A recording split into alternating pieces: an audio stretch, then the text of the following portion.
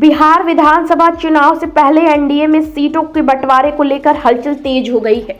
सूत्रों के मुताबिक बीजेपी और जेडीयू के बीच लगभग सहमति बन चुकी है और दोनों दल 100 से 105 सीटों पर चुनाव लड़ सकते हैं।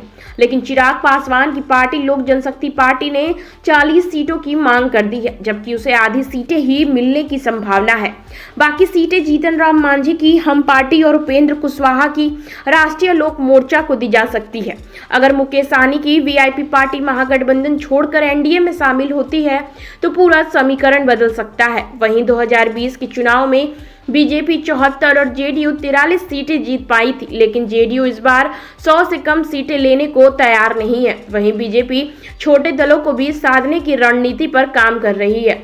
बीजेपी का मानना है कि एलजेपी की 40 सीटों की मांग उनकी ताकत से कहीं ज्यादा है और वास्तविक आंकड़ा करीब 20 सीटों का ही हो सकता है। चिराग पासवान लोकसभा चुनाव में मिली कामयाबी के आधार पर दबदबा बना रहे हैं, लेकिन जेडीयू का कहना है कि विधानसभा चुनाव में स्थानीय फैक्टर और संगठन की ताकत ज्यादा अहम होती है। 2020 में एलजेपी ने 135 सीटों पर लड़कर सिर्फ एक सीट जीती थी, लेकिन कई जगहों पर जेडीयू को नुकसान पहुंचाया था। माना जा रहा है कि चिराग पासवान की बयानबाजी और नीतीश सरकार की आलोचना भी ज्यादा सीटों के लिए दबाव बनाने की रणनीति का हिस्सा है।